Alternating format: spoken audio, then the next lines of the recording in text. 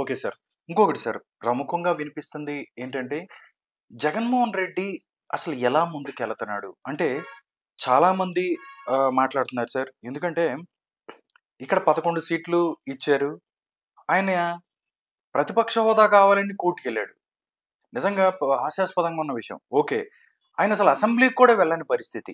చాలా విషయాలు ఇప్పుడు వరదలొచ్చాయి, లేకపోతే ఇబ్బందులున్నారు ప్రజల్లో. బట్ దానికి కూడా ఆయన మాట్లాడని పరిస్థితి. ఓన్లీ రాజకీయాలు చేయాలి అని చెప్పే ప్రయత్నము. ఇంకో రకంగా చూసుకున్నట్టయితే ఆయన బెంగుళూరెళ్లి డీకే శివకుమార్‌ని కలిసాడు అని చెప్పి అంటున్న పరిస్థితి. అంటే ఇంకోటి కూడా దీంట్లో నిక్షిప్తమై ఉంది. దీంట్లో ఉంది. అండర్ గ్రౌండ్‌గా జరుగుతుంది. కాంగ్రెస్ పార్టీతో లాలూచీ పడుతున్నాడు. కాంగ్రెస్ పార్టీకి ఆయన సహాయం కోరుతున్నాడు. కాంగ్రెస్ పార్టీ వైపు అడుగులేస్తున్నాడు జగన్మోహన్ రెడ్డి అని చెప్పి మాట్లాడుతున్నాడు. డీకే శివకుమార్‌ని ఇప్పుడు కలిసిన అతనికి తర్వాత. ఏం చేయాలో అర్థం కావడం లేదు. ఎలా స్టెప్ అంటే ఏది పడితే అది చేస్తున్నా. ఎలా స్టెప్ ముందుకేయాలో కూడా అలా ఏమీ అర్థం కాని పరిస్థితిలో ఉన్నాడు. ఏం జరుగుతుందో ఏమో అని. ఇప్పుడు తను ఢిల్లీకి వెళ్ళాడు. కాంగ్రెస్ తప్ప మిగతా కాంగ్రెస్ మిత్రపక్షాల వాళ్ళందరూ వచ్చి మాట్లాడారు అక్కడ. మేము ఆయనకు సపోర్ట్ గా ఉంటున్నాము జగన్మోహన్ రెడ్డి గారికి వాళ్ళందరూ సపోర్ట్ ఉంటే గంగ వాళ్ళు ఏం చేయగలుగుతారో, వాళ్ళు వచ్చి అమరావతి రాజధాని ఆపుతారా, పోలవరం ప్రాజెక్ట్ ఆపగలుగుతారా? ఆ శక్తి ఉంది వాళ్ళకు. కేంద్రంలో బీజేపీ అండ ఉండగా కాంగ్రెస్ పార్టీ కూడా ఇప్పుడు ఏమీ చేయలేదు. ఒక 6 నెలల తర్వాత చూడండి ఎట్లాంటి గేమ్ నడుస్తుందో దేశంలో కాంగ్రెస్ పార్టీ మీద. అలా అనుకుంటున్నారు. ఏదో ఏమో నరేంద్ర మోడీ గారు, ఇంకా ఎవరో మన మిత్రులు కూడా చాలా మంది జర్నలిస్టులు చూశాను యూట్యూబ్ లో. 2 సంవత్సరాల కంటే ఎక్కువ ఉండదు, కేంద్రంలో పడిపోతుంది ప్రభుత్వం. సేమ్ సార్, అదే మాట మిమ్మల్ని నేను అర్థం అనుకున్నా. నితీష్ కుమార్ రూపంలో బీహార్ నుంచి నితీష్ కుమార్ అక్కడ వెళ్ళిపోతే ఇబ్బంది పడుతుంది, 2 సంవత్సరాల తర్వాత మోడీ గవర్నమెంట్ ఉండదు, కాబట్టి జగన్మోహన్ రెడ్డి వైపు వెళ్తున్నాడు అని చెప్పి కూడా అన్నాడు. ఎలా చెప్పాలి? అంత దమ్ముందా పడగొట్టేంత దమ్ము ఎవరికి లేదు. చంద్రబాబు నాయుడుకు లేదు, నితీష్ కుమార్ కు లేదు. ఇప్పుడు ఇండిపెండెంట్లు 16 మంది బీజేపీతో టచ్ లోకి వచ్చేసి 304 మంది దాటిపోయారు వాళ్ళకు. వీళ్ళు ఉన్నా లేకపోయినా వాళ్ళు రన్ చేస్తారు. వాళ్ళకు ఇప్పుడు అమిత్ షా గాని నరేంద్ర మోడీ గాని వాళ్ళు రాజకీయ వ్యూహకర్తలు కాదా? వీళ్ళైనా రాజకీయాలు తెలిసిన వాళ్ళు. ఎవరిని ఎక్కడ పెట్టాలి, ఏం చేయాలో తెలీదా? ఎన్ని రాష్ట్రాల్లో ఏం చేశారు చూశారు కదా. కర్ణాటక ఏం చేశారు, మధ్యప్రదేశ్ లో అప్పుడు ఏం చేశారు, మహారాష్ట్ర ఏం చేశారు చూశారు కదా. ఇప్పుడు మీరు అంత సులభమా ప్రభుత్వాలు పడగొట్టడానికి? అంత ఈజీనా? కాదు, అది జరిగే పని కాదు. అందువలన ఏదో ఆశలు పెట్టుకుంటే పేరు లేదు. ఈయన చంద్రబాబు నాయుడు గారు 2014-19లో చివరిలో ఎట్లయితే పప్పులో కాలేసి కాంగ్రెస్ వైపు పోయి బొక్కబోలబడి ఓడిపోయాడో సేమ్ జగన్ పరిస్థితి ఇతను కూడా అలాంటి పని చేస్తే, అంటే పార్టీకే పుట్టగతులు ఉండవు. మళ్ళీ చెప్తున్నాను, చంద్రబాబు తేరుకున్నాడు. ఈయన తేరుకునే పరిస్థితి కూడా లేదు. ఎందుకంటే ఈయన కేసులు ఏమవుతాయో తెలియదు. రేపొద్దున బెయిల్ ఒకటి క్యాన్సిల్ చేస్తే చాలు. బెయిల్ క్యాన్సిల్ అయినో లేదంటే మనీ లాండరింగ్ లో ఏదో ఎవిడెన్స్లు ఉన్నాయి అంటున్నారు. దాని మీద 7 సంవత్సరాలు శిక్ష పడే అవకాశం ఉంది. ఎక్కడ తట్టుకుని నిలబడుతుంది పార్టీ? నిలబడుతుందా? ఇప్పుడే ఉన్న 10 మంది ఆడపోతారో అని ఆయన రోజువారీ వాళ్ళ టచ్ లోకి వెళ్ళిపోయాడు. అపాయింట్మెంట్ లేని వాళ్ళందరికీ అపాయింట్మెంట్లు ఇస్తున్నాడు, వాళ్ళతో మాట్లాడుతున్నాడు, పిలిపించుకుంటున్నాడు. ఇంకా విచిత్రం, నేను సర్ప్రైజ్ అయినా ఒక సీనియర్ జర్నలిస్ట్ చెప్తున్నాడు, నాతో ఫోన్ లో మాట్లాడాడు. సార్ నేనే సర్ప్రైజ్ అయినా, నన్ను సలహా అడుగుతున్నాడు అని నేను చెప్పాడు ఒక ఆయన నాకు. అంటే 5 సంవత్సరాల పాటు 5 సంవత్సరాల పాటు నువ్వు ఎవరికి జర్నలిస్టులకి నువ్వు అపాయింట్మెంట్లే ఇవ్వలేదు. సీనియర్ జర్నలిస్టులు కూడా నాకు కూడా ఇవ్వలేదు. నేను కలవని ముఖ్యమంత్రి ఎవర్రా అంటే నా లైఫ్ లో ఒక జగన్మోహన్ రెడ్డి గారే కలవని ముఖ్యమంత్రి. అందరి ముఖ్యమంత్రులు కలిసా నేను. 80 నుంచి ఉన్నా నేను. 80 నుంచి ఎంతమంది ముఖ్యమంత్రులు ఉన్నారు ఈ రాష్ట్రానికి? ప్రతి ఒక్క ముఖ్యమంత్రితో ఇట్లా ఎదురు కూర్చొని మాట్లాడేవాడిని. ఎవరితో మాట్లాడేది అంటే జగన్మోహన్ రెడ్డి గారి ఒక్కరితోనే మాట్లాడారు. మీ జిల్లా వాడే కదా సార్? మరి ఆయన కనీసం మన జిల్లా వాడని కూడా నాకు అపాయింట్మెంట్ ఇవ్వలేదు. మనం చెప్పు, మరి ఏం చెప్పాలి? మరి అలా ఆయన ఉండి ఇవాళ ప్రెస్ మీట్ పెడతా, అందరికి రాండి మెసేజ్లు, ప్రెస్ మీట్ కు రండి. 5 సంవత్సరాల్లో ఏ రోజైనా ప్రెస్ తో మాట్లాడలేదు. ఇవాళ పెట్టాడు ప్రెస్ మీట్, ఇంటికి పిలిపించుకున్నాడు అందరినీ.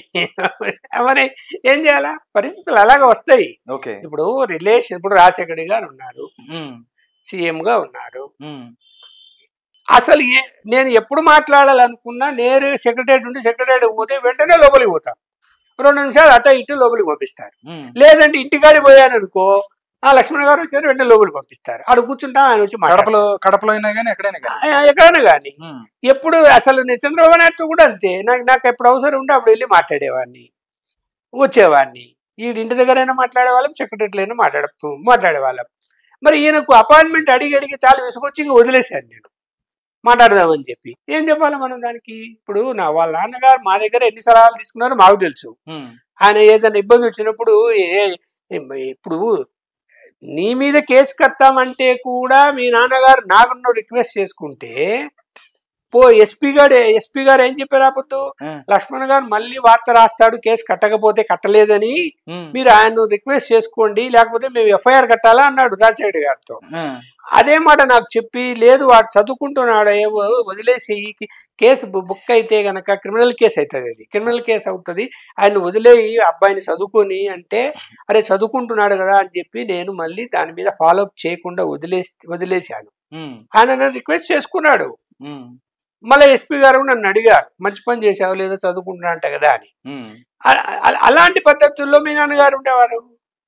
ఏదైనా ఇష్యూ వస్తే సలహా అడిగేవారు. ఆయన పాదయాత్రకు పోయి వెళ్లే ముందు రాజశేఖర్ గారు నన్ను పిలిపించుకొని, ఆయన కేవీపీ రామచంద్రరావు వాళ్ళిద్దరే ఉన్నారు, నేను ఉన్నా, గంట సేపు డిస్కస్ చేశాడు.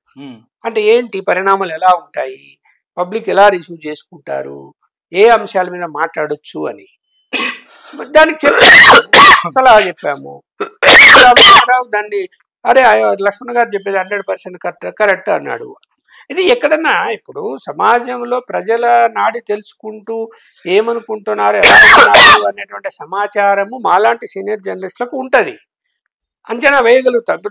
చర్చించాడు అనేక ఇష్యూలు వచ్చినప్పుడు ఆయన కూర్చోబెట్టుకొని మాట్లాడేవాడు, చర్చించేవాడు. ఒకవేళ తప్పు చెప్తే మా ఇంటి మీదకి రాజశేఖర రెడ్డి మనుషులు వచ్చి మా మిస్సెస్ మా అమ్మ అందరు ఉంటే, నేను ఈనాడు ఆఫీసులో లేనప్పుడు బయటికి పోయి ఉన్నా, ఈనాడు ఆఫీసుకు పోయారు, ఆడ లేను, ఇంటికి పోయారు, ఇంటికి పోయి బెదిరించారు, వేటకొడవలని చూపించి ఎక్కడ చెప్పండి చంపేస్తామన్నారు. నేను మామూలుగా అక్కడి నుంచి మళ్ళీ నేను ఇంటికి పోయి రాత్రి 9 టైము ఇంటికి పోయాను. ఇంటికి పోయేసరికి ఇంట్లో అంతా వీధిలో వాళ్ళందరూ బయట కూర్చున్నారు, జీపులో వచ్చారు, ఇట్లా బెదిరించిపోయారు. మీరు వాళ్ళు వీధిలో ఉండే వాళ్ళు కూడా నా కోసం ఆఫీసుకు పోయారు అని చోట్ల తిరిగారు. ఆడున్నది ఇప్పుడు మనం ఎక్కడ ఉంటాము, అప్పట్లో మొబైల్ ఫోన్లు ఉండేవి కాదు, తెలుసుకోవడానికి అవకాశం లేదు, ఆడుంటాము. నేను అక్కడ వచ్చితే ఇలా వచ్చిపోయారంటేనే వెంటనే స్కూటర్లో నేరుగా రాజశేఖర్ ఇంటికి పోయా. నాన్న ఎవరు అడ్డు పెట్టరు, ఆయన రూమ్ లో కూర్చొని మాట్లాడుతుంటే లోపల పోవడానికి అదంతా ఏముండదు, సీక్రెట్ అంతా ఏమన్నారు. డైరెక్ట్గా వెళ్ళిపోయా. మీతో మాట్లాడాలా అన్న 5-6 మంది ఉంటే. ఏం లక్ష్మణ్ అన్నాడు, లేదు మాట్లాడాలా, లోపలికి పోదామా అన్న. లేదు ఇక్కడే చెప్పు, ఏం పర్వాలే అన్నాడు. మరి ఏంటి మనుషులు పంపించావు మా ఇంటికి చంపాలి, ఇప్పుడు ఇక్కడికే వచ్చాయి కదా చంపేయండి అన్న. లేచి నిలబడ్డాడు, ఎవరు వచ్చారు, ఏం కథ అని చెప్పి బయటికి వచ్చి, ఎవరే లక్ష్మణ్ గారి ఇంటికి పోయింది అని చెప్పి తిట్టి వాళ్ళందరూ అక్కడ అందరిని తిట్టాడు. బయట చాలా మంది ఉన్నారు. తిట్టి వచ్చి సారీ చెప్పాడు. లేదు లక్ష్మణ్, నాకు తెలియకుండా జరిగిందేమో అట్లా, ఎందుకు అని బయట ఉండే వాళ్ళందరూ ఇట్లా రాండి అంటే ఒక 20 మంది లోపలికి వచ్చారు. ఈనాడు పేపర్ టేబుల్ మీద ఉంది, చూపించాడు. లక్ష్మణ్ ఈ వార్త రాశాడు మనకు అగెనెస్ట్ అంటే అందులో లేనిది రాశాడా చెప్పండి, అదంతా మనం చేశాం రా అన్నాడు. ఆ రాసిందంతా కూడా మనం తప్పులు చేశాము, ఆ తప్పులే రాశాడు ఆయన. ఇంకా కొన్ని రాయలే ఆయన, తెలిసినా కూడా కొన్ని వదిలిపెట్టాడు. ఎందుకో మరి బుద్ధి ఉందో లేదో మీకని తిట్టాడు వాళ్ళని.